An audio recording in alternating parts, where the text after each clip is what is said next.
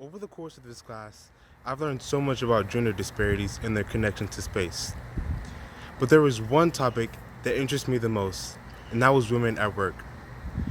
The Martian Circus chapter, Women at Work, inspired me to question my thoughts. I thought it was interesting how women are a huge percentage of the workforce, but to this day they're still expected to cook and clean, and the work goes unnoticed. In this video, I will be interviewing some women in my life and asking about their perspective on this topic.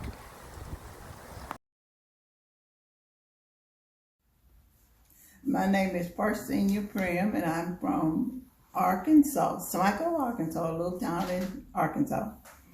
In 1946, the family moved to Texas City. And I was raised in Smyko, and my daddy passed when I was 6 years old, and my mother had 5 children. And so she was not a working mother. But after my father passed, we got on Social Security. Social Security at that time was $11 a month for each child.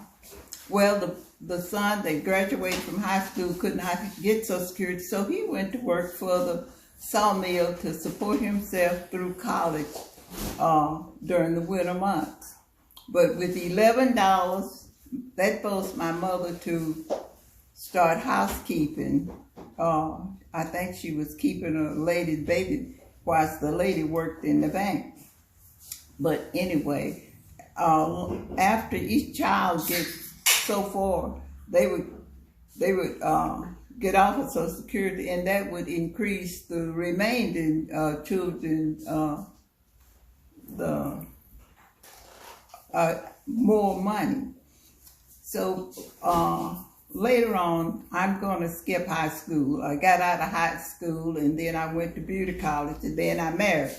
So after marrying my husband, he was working for Monsanto, and Monsanto closed up because another plant could make the fertilizer cheaper. So we came to Texas City.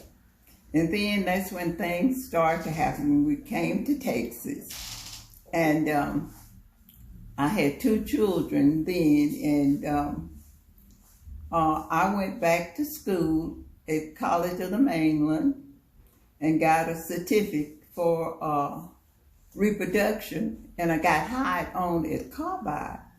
At that particular time, when I got hired on to Carbide, they had no females in that department. I was the first female that was in that department, and I enjoyed that until I was forced me to retire. Women, especially mothers, are often the ones who are taking care of the household chores, like taking care of their children, their spouse, while working simultaneously. But their hard work continues to go unnoticed. Work, as an exclusively waged activity that was to be complemented by a non-waged household support system, was essential to the development of capitalism. This idea of work is problematic and not inclusive towards women. Housework isn't counted in the country's GDP, but it does influence our economy by increasing the personal income of families. The space in which women do their unpaid work affects how society sees work. I'm Evelyn, and I've taught in public education for 27 years.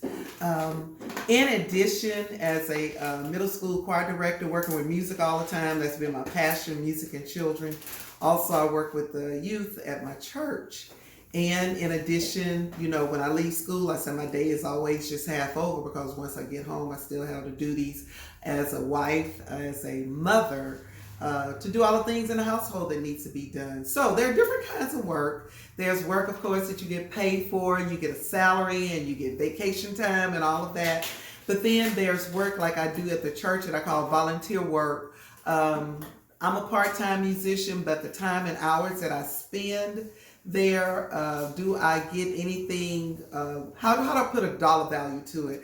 I really can't, because I feel that work there that I'm doing is a volunteer work for the church, and it's for the Lord ultimately. So It's only a portion of what God has given me that I'm giving back to Him. So that's the way I look at that. So my work that I do at home, um, with the washing and the cleaning and the cooking and all of those other duties, it is work and it's hard work. And I know people do that every day and get paid for it.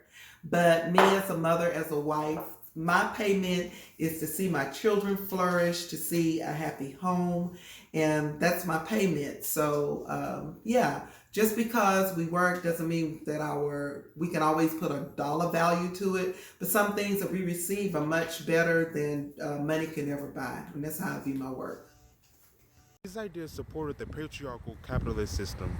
Anne Marguson speaks about the spatial arrangement that separates men's work in the city from women's non-work at home, and that ensures the dominance of the man as the head of the household.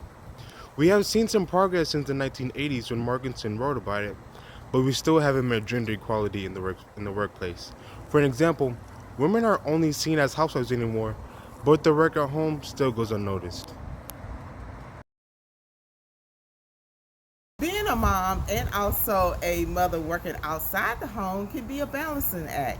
It can be challenging and also it can be very rewarding at the same time. So your children are your job is your job at home once you leave the 9 to 5 job.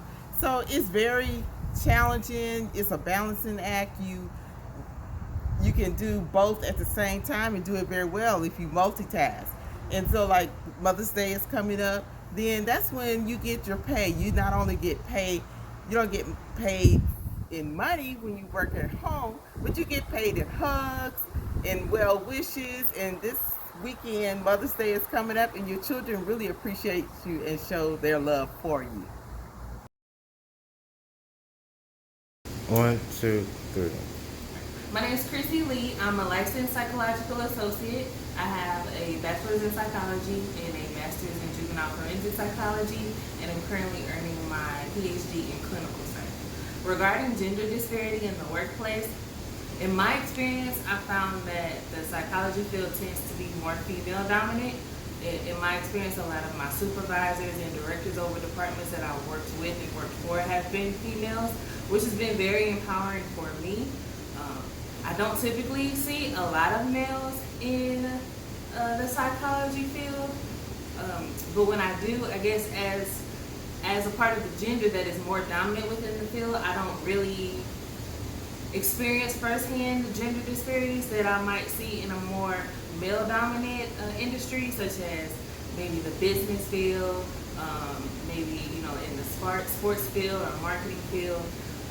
So I believe that I'm very fortunate to be a part of a field and a part of an industry that is very female dominant, that values the contributions and the knowledge and the experiences of women, and so I'm very grateful for that. I'd like to acknowledge the countless women who work day and night for their families. Researchers say that if women didn't enter the workforce when they did, our economy would be a quarter smaller than it is today. Thank you. Gender in cities has awoken my eyes to patriarchal systems and feminist issues. I see the role differently now. Before this class, I would have never thought how the infrastructure of urban environments can be exclusive for women, how feminists aren't always taken serious in academic settings, how the exploration of new knowledge has been purposely limited because of its possible association with femininity, how public places and even the home can be violent and dangerous for women. Courses like this are needed because I believe that you grow as a person when you understand someone else's circumstances and broaden your worldview. Thank you.